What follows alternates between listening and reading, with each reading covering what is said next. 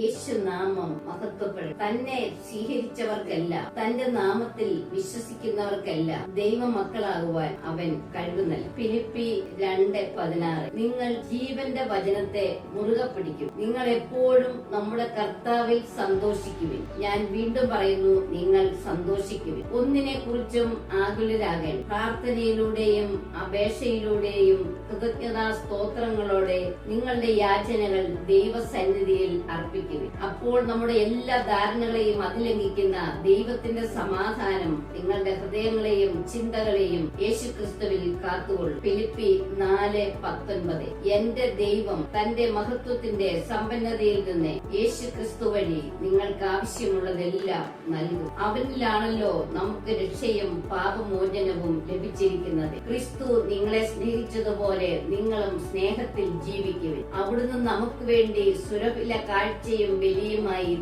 തന്നെ ദൈവത്തിന് സമർപ്പിച്ചു. ഹല്ലേലൂയ.